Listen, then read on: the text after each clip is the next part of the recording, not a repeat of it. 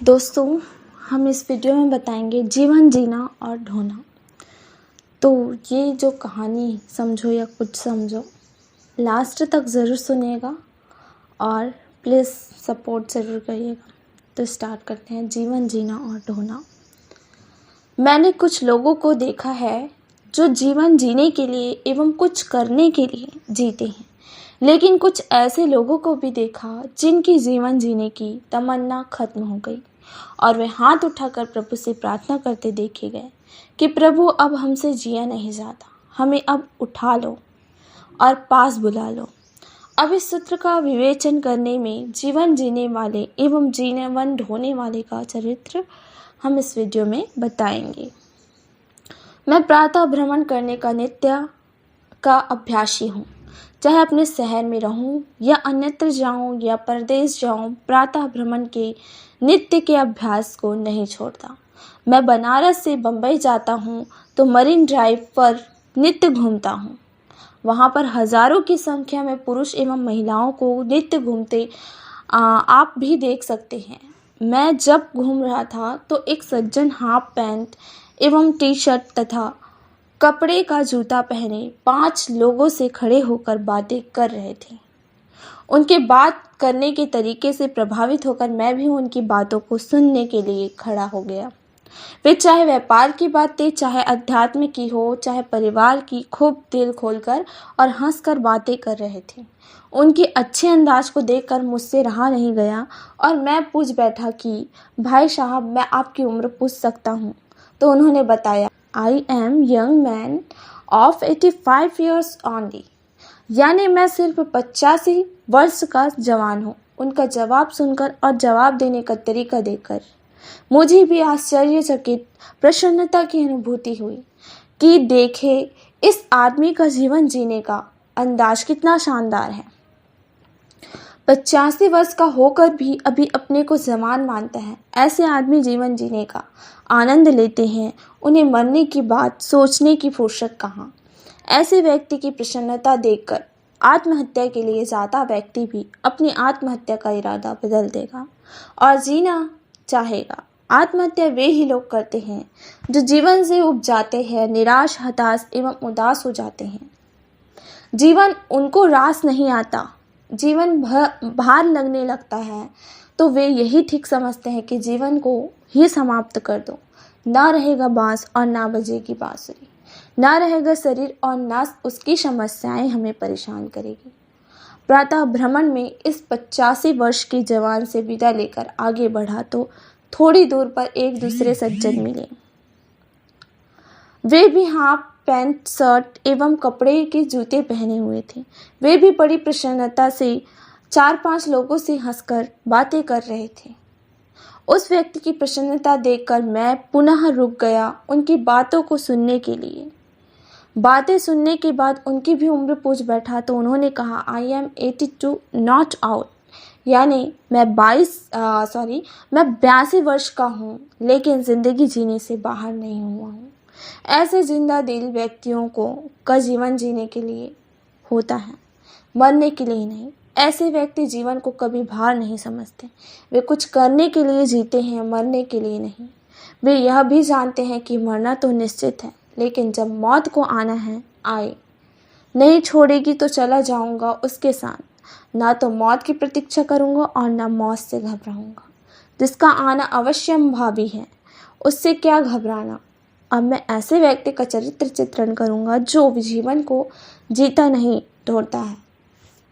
मैंने एक 22 वर्ष के जवान लड़के को देखा। उसके चेहरे पर ना उल्लास है ना उमंग। वह हमेशा उदास, निराश, हताश रहता है। वह निश्चय नहीं कर पाता कि मुझे क्या करना और क्या नहीं करना है। गीता में भगवान श्री कृष्ण कहते हैं, संशय आत्मा विनाश्यति, यानी जो हमेशा संशय में रहता है, निश्चय आत्मा बुद्धि नहीं है, उसका नाश हो जाता है। अर्थात आपकी मौत का कारण आपका अनिर्णय है। इस सूत्र को स्पष्ट करने के लिए मुझे पंजाब के पूर्व मुख्यमंत्री श्री प्रताप सिंह कौर की याद आती है। कौर साहब देश के प्रथम इंजीनियर मुख्यमंत्री उसी प्रकार थे जैसे डॉक्टर विधान चंद्र राय देश के प्रथम चिकित्सक मुख्यमंत्री थे।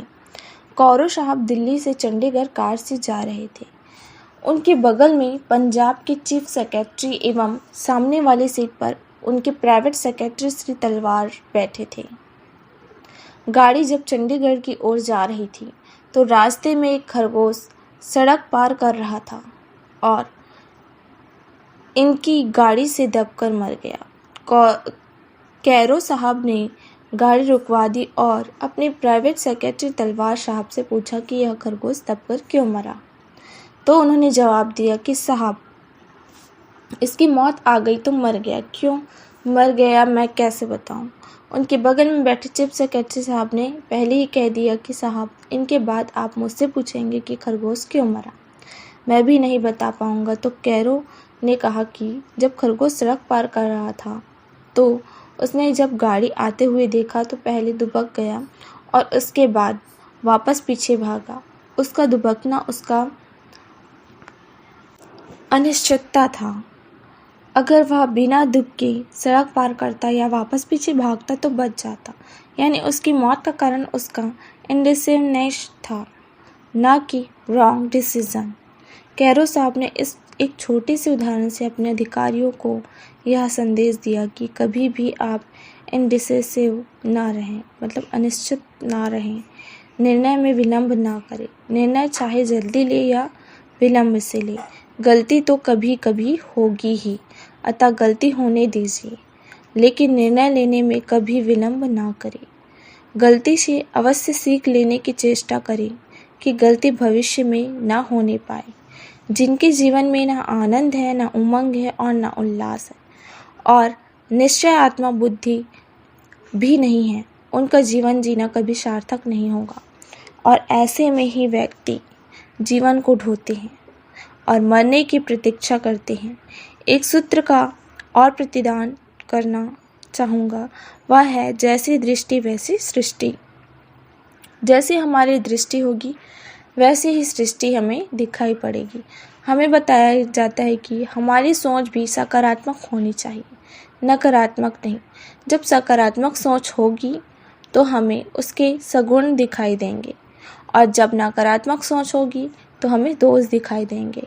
कोई व्यक्ति ऐसा नहीं मिलेगा जिसमें केवल गुण ही गुण हो या केवल दोष ही दोष हो। एक दंत कथा है कि दुर्योधन से कहा गया कि एक अच्छा आदमी खोज कर लाओ तथा युधिष्ठिर से कहा गया कि कोई बुरा आदमी खोज कर लाओ। दोनों खोजने निकले, लेकिन ना तो दुर्योधन को कोई अच्छा आदमी मिला और ना युधिष्ठिर को कोई बुरा आदमी मिला। कारण दुर्योधन को सब में बुराई दिखाई देती है और युधिष्ठिर को सब में अच्छाई दिखती है। बस यही है नकारात्मक सोच एवं सकारात्मक सोच का चित्रण।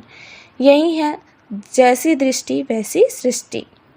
सकारात्मक सोच वाला जीना जानता है, ढोना नहीं जानता। फिर हम दूसरे को पूरा बताने वाले होते कौन हैं? इसलिए जीवन जीने का आनंद लेना है तो हमेशा सकारात्मक सोच रखें। जीवन में सुख और दुख सभी को आते हैं, चाहे जीवन जीने वाला व्यक्ति हो या जीवन ढोने वाला। लेकिन जिसको जीना आता है वह सुख दुख को अपने कर्मों का फल मानते हुए हंसी खुशी से सुख दुख को झेल लेता है और यह मानकर चलता है कि दुख आया है तो अब सुख भी आएगा।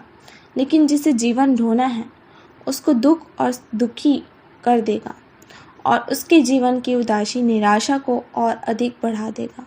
हर व्यक्ति को आजीवन सुखी और व्यस्त रहने की कला सीखनी चाहिए। ऐसा करके वृद्धावस्था को भी सुखद बनाया जा सकता है।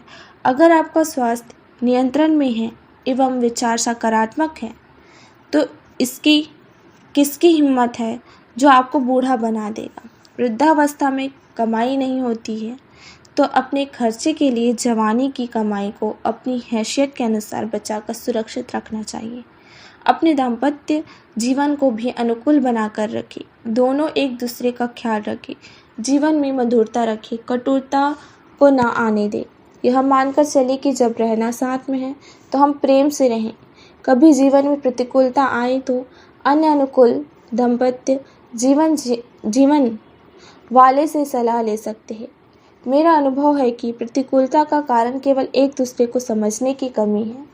जहाँ समझ ठीक हुई वहीं प्रतिकूलता भी अनुकूलता में बदल जाएगी और दाम्पत्य जीवन में मधुरता आ जाएगी। अनुकूल दाम्पत्य जीवन होगा तो जीवन जीने में मज़ा आएगा, किंतु इसके विपरीत जीना भी भार स्वरूप हो जाएगा। हर वृद्ध व्यक्ति यह मानकर चले कि मरना तो निश्चित है, लेकिन हम मरने की प्रतीक्षा नहीं करेंगे, हम मरते दम तक काम करते रहेंगे। इसी को कहते हैं कि चलकर चिता पर जाना, यानी न कष्ट पाना और न कष्ट देना। यमराज को जब मेरी ज़रूरत होगी वह अपने बकाया काम को पूरा करने के लिए हमें बुला लेगा। जब मरना निश्चय है तो मरने से क्या डरना। सच में जो मरने से नहीं डरेगा और न मरने की प्रतीक्षा करेगा वही व्यक्ति जीवन जीता है। जो मरना चाहता है और भगवान से अपने पास बुलाने की प्रतीक्षा करता है, ऐसे ही व्यक्ति जीवन को ढोते हैं। जीवन मिला है जीने के लिए, कुछ करने के लिए, केवल मरने के लिए नहीं। जब तक जिए हंसकर जिए, जीवन का पूरा आनंद ले। जय श्री राम।